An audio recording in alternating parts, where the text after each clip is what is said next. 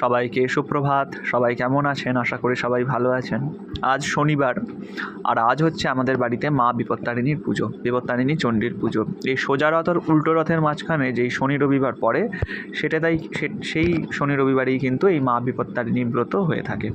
এটা সাধারণত বাড়ির মা বউরা করে থাকে, আর সেরকমই আমাদের বাড়িতেও সেরকমভাবে উদযাপন করা হয়েছে। আর আমি একটু মাকে বিশেষ শৃঙ্গার করে দিয়েছিলাম। মা বিপত্তারিণী বেশ করানো হয়েছিল আমার মা সিংহবাহিনীকে, তাই এই শুল আর তরোয়ালটা সামনের দুটো হাতে এটা আমি অ্যাড করেছি, আর তীরধনুকটা এখন সরিয়ে রেখেছি।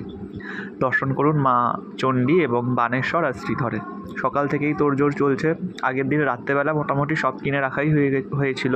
তারপরেও কিছু কিছু জিনিস সকালের দিকে পাওয়া যায়, যেমন দুধ, এরকম আরও জিনিসপত্র যেগুলো রাত্রে কিনে রাখা সম্ভব নয়, সেগুলো সকালে কিনে আনা হয়েছিল। তো বিপত্তারিণী পুজো ছোটোবেলা থেকে আমি দেখছি যে এরকম 13 রকমের ফুল, 13 রকমের ফল, 13 রকমের মিষ্টিও দেওয়া হয়। আর ওই হাতে লাল ধাগা দুর্বা দিয়ে 13টা গিট, 13টা দুর্বা দিয়ে যে গিট হয় সেটা রাত্রে, যেহেতু মাকে দেখতাম মা একবার খেত, আর তার জন্য এই 13টা লুচি আর আলুর তরকারি, আর না হলে একটু মিষ্টান্ন পায়েস, এরকমই দেখতাম এই ব্রতটা নর্মালি হয়ে থাকে। আর মা বিপত্তারিণীর পাঁচালী কথা যেটা রয়েছে যে গোমাংস ফুলে পরিণত হয়ে যায়। রানী গোমাংস খেতে চেয়েছিল এক মুচির বউরের থেকে, তো সেটা তিনি দেখতে চেয়েছিল না খেতে চেয়েছিল, এটা একটা কন্ট্রোভার্সি আছে। যাই হোক, তো সেটা ফুল হয়ে গিয়েছিল। মা বিপত্তারিণী উদ্ধার করেছিলেন সেই রানীকে।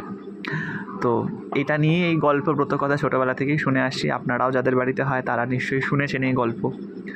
আর এই 13 রকমের ফল দিয়ে মায়ের পুজো দেওয়া হয়েছিল, সেই ভোগ দর্শন করুন মায়ের।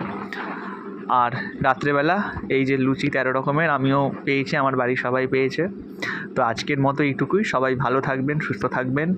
জয় মা বিপত্তারিণী।